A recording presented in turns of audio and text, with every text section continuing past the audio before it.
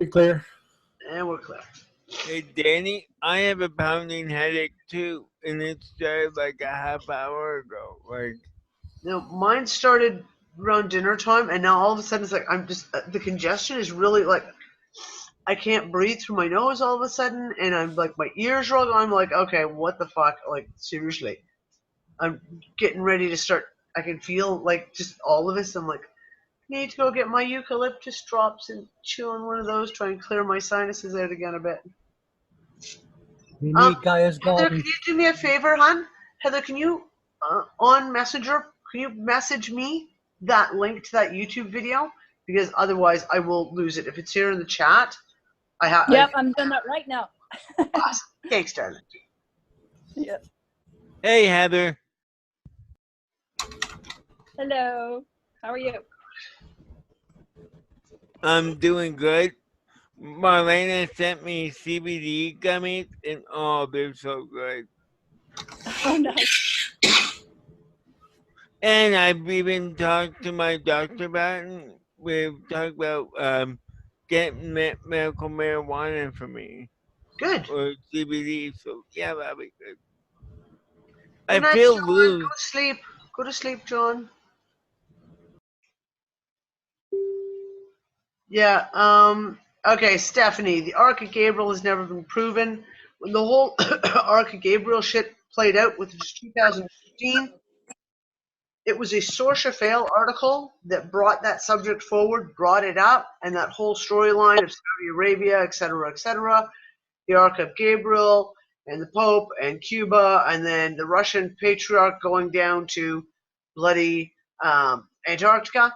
It was a Source-a-Fail article, i.e. we know that is disinformation. I did huge amount of research in that because it really pinged me. And I could find no mention anywhere in any classical documentation, biblical or otherwise, of the Ark of Gabriel. Now, since then, and I always talk about this is how people have short memories and how they play this out. That was 2015. Since then, 4 years later, that story has now been accepted as actual fact. I hear people quoting from that story. I just heard someone recently, like in the last 3 months, quoting that as fact, and it was someone relatively well known, like quite a good reputation. I was just like, yeah, no, that's not fact. But he was quoting all because there's been now so many articles written about the Ark of Gabriel and all this shit. But it all comes back to the Source-a-Fail article. There is no other corroborating evidence. So, does the Ark of Gabriel exist? No fucking idea. But if you go track back any of that information, if you really track it back, it all goes back to that original article in 2015. And it's now been spun by alternative media, spun out there, to the point now people are quoting it as fact. And it is most definitely not fact. I could find no corroborating evidence whatsoever back in 2015. And I researched the shit out of it because that's when I was on the whole Yemen stuff.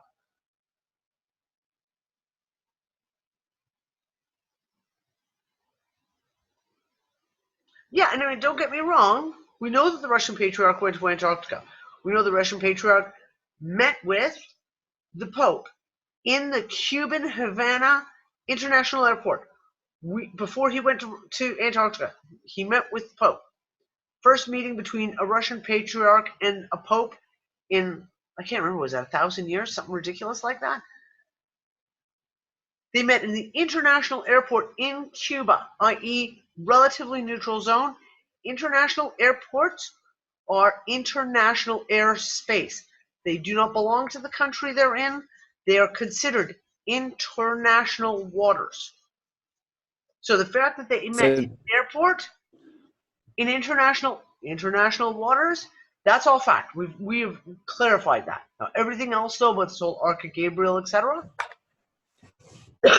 And that's the reason I brought it up, was if there's now talk of the Ark of the Covenant being found, then watch what protocols are going down. Is this got something to do with them going into Iran? Is this you see, like, is it another cycle playing out?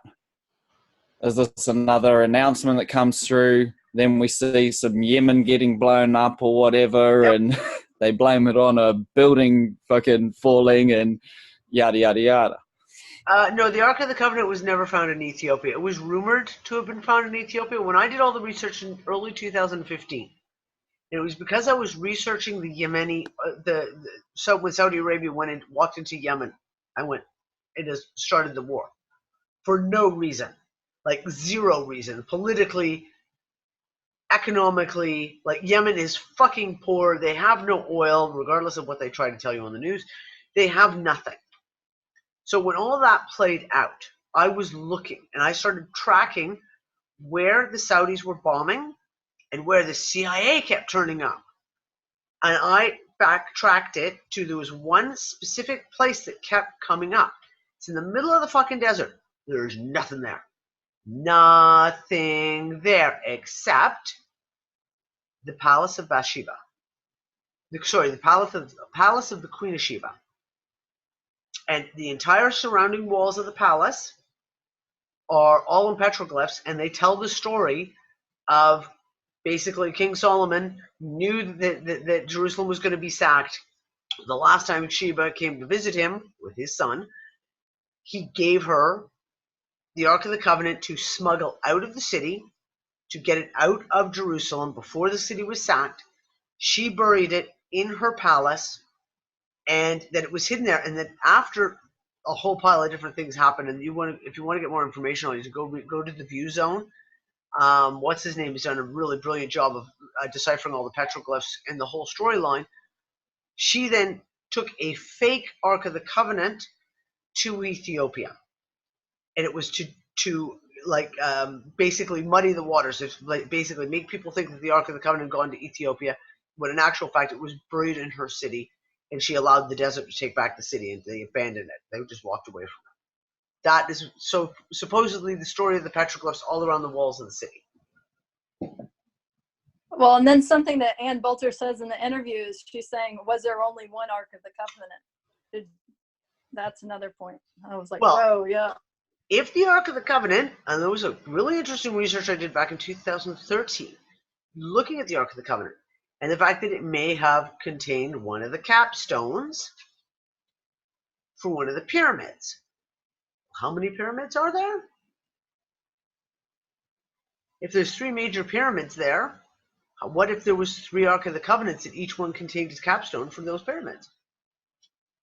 Oh, wow. Right?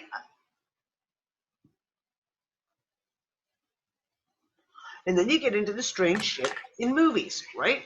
We get these pieces in movies. If you go back and watch the original Tomb Raider movie with the timepiece and the piece of that clock that controls time, the pieces are separated and sent to like the corners of the planet to keep everyone from ever putting them back together again. Hold on. But there are also many more pyramids all over the place, from China to Europe and Bosnia, Ukraine, Australia, yeah. Even in Spain. Just a quick segue, and it's funny because you just said movies. So you've seen that Tool have announced they're releasing an album this year? Yeah, they say it, but you know. Yeah. Well, no, it's coming out. They've already released 2 songs, but it was really funny. I went on a little, thing yesterday. So I was listening to one of the songs that was released from a recording that they did at a live show. And he mentions this name Caligula in it. And I was like, what is that? So I went and looked at Caligula, right? And it was so Caesar, right? So.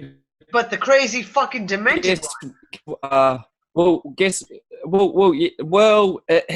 If you read his history, it's really weird because the reason he was so liked is because he undid everything, and then I don't know, smoked too much weed or whatever, got paranoid, and then started fucking killing everyone. But the funny thing is Tool's release date is the 31st of August, and I think that correlates with Caligula's birth date, right? And I was like, oh, that's interesting. That's really weird. Then, of course, Netflix have announced that the Dark Crystal prequel is coming out on the 30th of August, which is, of course, in Bend World, all these correlations are cracking me up. However, here's Julius Caesar, right?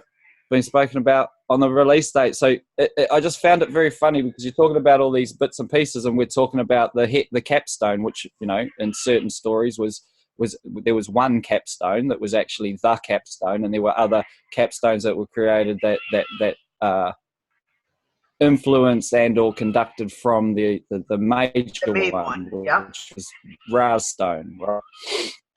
So yeah, and then of course the Dark Crystal, which is that story of the three suns coming into conjunction, and the crystal splits, and a shard is broken out of the crystal, which then separates the wise ones into the two polarities, one being the seas, one being the mystic. Yeah. The three suns, So, you know, like the sun, Jupiter, and yeah. Saturn. Yeah.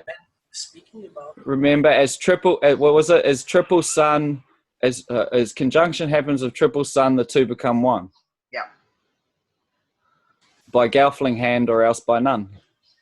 I can't believe you've got that memorized. No, of course I believe it. did you see Are that? you joking? I like that. Yeah, it's very funny. But yeah, you talk about these coincidences and whatnot. Yeah, it starts getting like I say, it's like we question it, but it's going on. It's all sort of going on, and then it's kind of like that discussion you have. It's like, where is it coming from? Yeah, it's like, if it's coming from a business, then it's coming from the legal world. It has to. They have to cover their asses. They have to da all that kind of stuff. But it's run by a marketing and media foundation. That's where it comes from. That's where these things stem from. That's that Joe Rogan show with, what's her name, Annie something, on the CIA and on DARPA and on he's interviewed this woman who's written this book, like the Pentagon's Brain, I think it is, and the CIA and DARPA, and it gets really interesting. She talks about how DARPA they literally have made by integrating what we call it, circuitry into a moth chrysalis at that stage where before it becomes a moth, you know, it crystallizes and then turns into that goop, and they've introduced circuitry into that so that when the moth reforms, it's integrated that circuitry into its mothdom, and they're able to fly the moth remote controlly. They did this with pigeons and rats and all this sort of stuff. So it gets really, really interesting. So why there's so many pigeons in cities? Prenatal vaccinations come to my mind instantaneously when you say that. Well, see, this is where the nanotechnology and stuff like that start coming into play, right? Because, and this is why I always try and bring in those out there sciences. Like, if you layer cosmological meteorology over terrestrial meteorology, and layer that over agriculture, and then over your agriculture you've got biological transmutation, radionics, alchemy, and all this stuff which has been studied and booked and proven as more true than any science has. Yeah. And then it's not taught. So it's all there, and when you start looking, it's like, holy shit, the things that they're doing when you put them into the context of what does occur naturally. Things like when this happens and volcanoes do erupt, and we do know extra carbon goes into the atmosphere, and we do know that there's more methane, and we do know that electrical storms happen from that, and we do know that the planet gets darkened, and we do know we have extinction level events. What then is geoengineering? It is literally something that is imitating an extinction level process. Yeah. Do you see what I mean? It's like, it's not just cooling down the planet, regardless of whether the planet was getting too hot and it may be a good idea. What you're mimicking is this actual thing. So Yeah. if they're actually mimicking that thing, is the Earth reading it as natural? Or is it reading it as in, okay, this is happening and this is what I do when that happens? Hmm. Yep. If the planet is cooling, their whole geoengineering announcement, or we're starting in 2019, we're doing this, and that we know that they've been doing it for a minimum of 3 to 5 years. However, we know that they've actually been doing it for like 50, Exactly. 60. It, you can actually start, like, these are the scientists, like the lady goes into, there was a group called the Jasons, and the Jasons are these scientists out of their own free volition were giving information to DARPA on what was right and wrong and what they thought, but I they were very, think about that. like, they thought about, they were quite ethical, but they were already like teachers and stuff like that, and they'd use their summer to go and talk with the US government and go, or maybe we could try this, or yada, yada, yada. But now that group of Jasons is made up of all the military industrial complex board of directors. They're not scientists now. Yeah. And these are the guys that, you know, so when you start putting it into the context that we are run by a military complex, that is what we're run by, because and the reason I say that is because that's where the money goes. Yep. Right, so that's where the technology is coming out of, so that's where the focus is, and they know this science, then that's what's going on. It doesn't matter. It doesn't matter about like the Georgia Guidestones. It doesn't matter about Agenda 2030. They've made their intentions reasonably clear, but the actual actions that are being transpired or are transpiring in natural world, this is what they do, and that's what we should start looking at, as opposed to, you know, oh, who's saying what about what country. It's like, okay, we know that they've been geoengineering for this long. We know that they've had HARP for this long. Why does CERN get turned off at times like this when there are low sunspots and yada, yada, yada? You know, CERN is connected and is our internet, so we can't negate those sides of things. You know, it's those layers that Yep. we keep sort of not putting in together. Yep. I agree. Speaking I of agree. not putting things together without you defending. Bossy, we can't hear you. It sounds like you're standing Oh, 20 feet away from your mic. sorry. Before you get going, I have to say goodnight, guys. I'm sorry. I'm gonna have to go like deal with my headache right now. I love you guys, and I will talk to you later. Better make someone else a host, D, and not Oh just. shit! Right. Done. There we go. Okay, now I say goodnight. Good night.